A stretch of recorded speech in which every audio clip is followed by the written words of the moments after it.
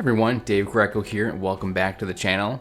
So today I want to talk about something that's really important to me. It's a question I get from a ton of viewers. The question is, Dave, I'm looking to start streaming my art.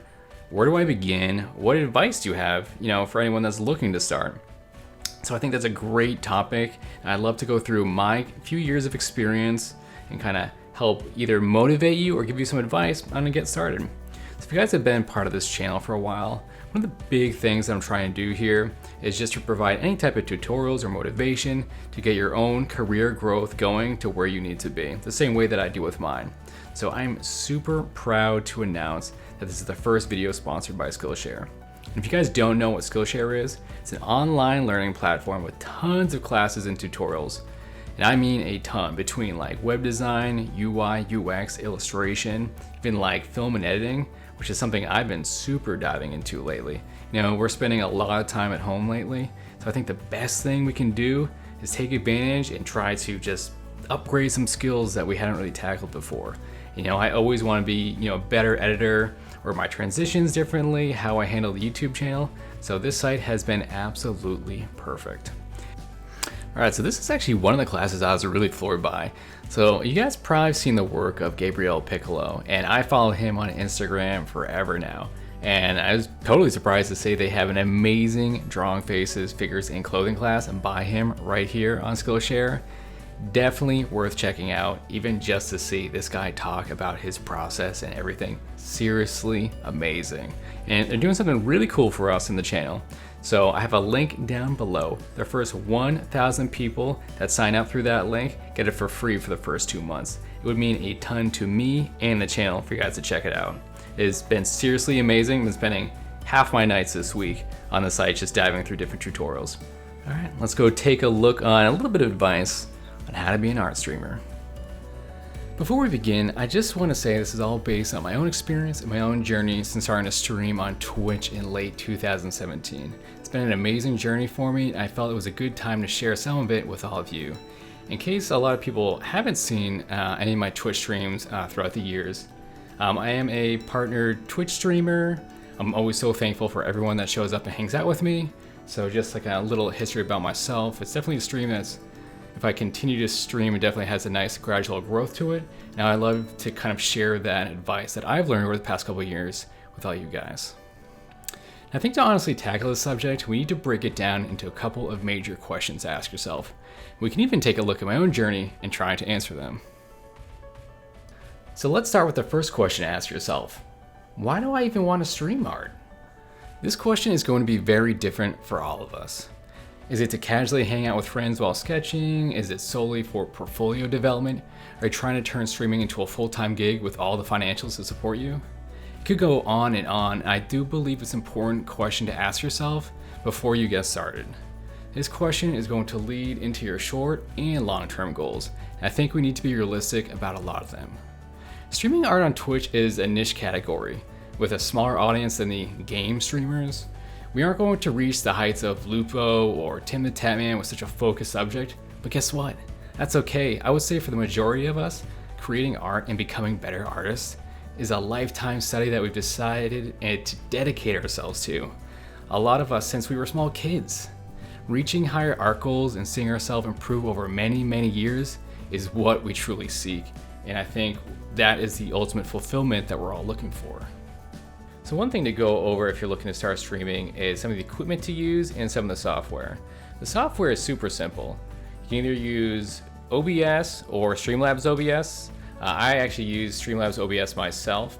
And then really just making an account on Twitch. And then the hardest part is really figuring out your camera setup and what kind of drawing tablet or sketchpad and how you want to draw and showcase your work. So I personally use a 27-inch Wacom Cintiq. I love this thing. It's definitely on the pricier end of equipment, so you don't have to go as big as this. But personally, I love it, and I spend hours on this thing, just painting day and night. Another piece of equipment you could use is an iPad. Another great example of a fantastic streamer is Poopy Cat, and I'll put the information above if you want to check out her channel. She just uses a camera face down on her iPad. And so she uses 2 cameras, and this is another great tablet to use that you can showcase on stream. and that has that looks great, and a lot of people have an iPad at home, so they could always try to follow along if they want.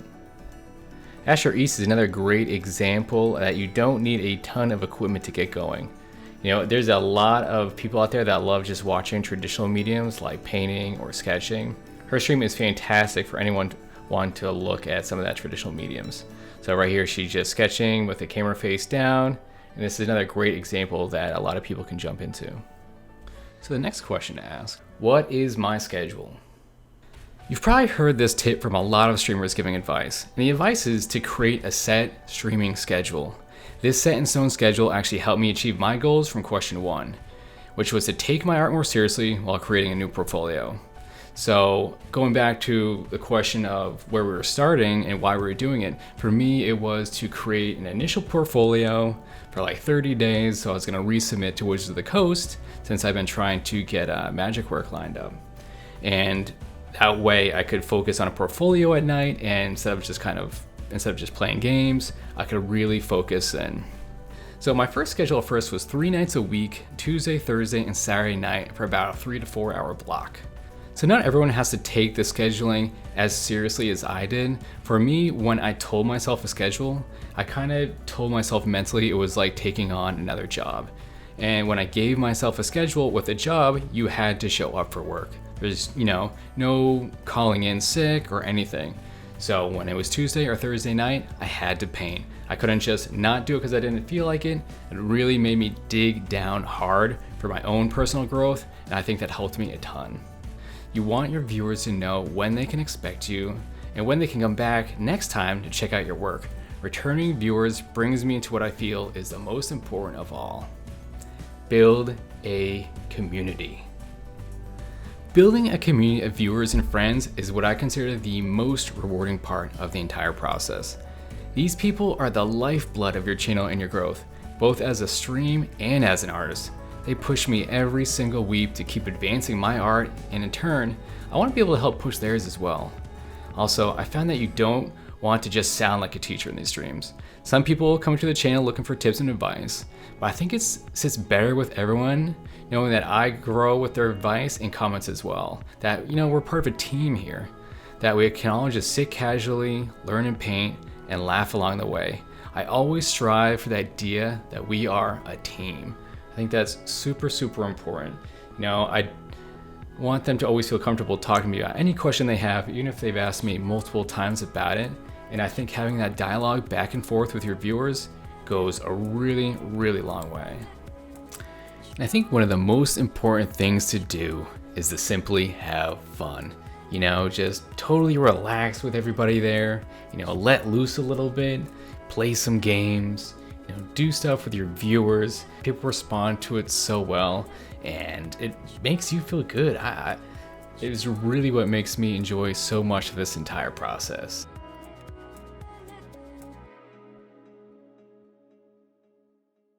Over these past 2.5 years, I found that streaming and creating a community online is something that pushed my work farther than I ever even knew possible.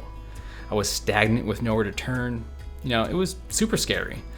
But I made so many friends along the way, from viewers to other amazing art streamers that I'm proud to call my friends.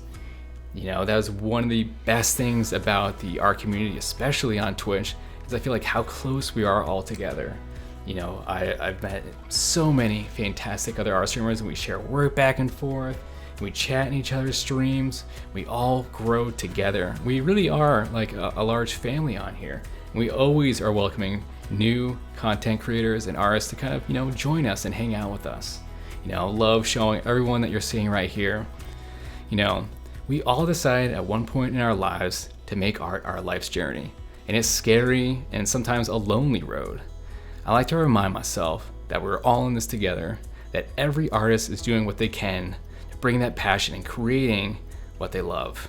So, what's stopping you?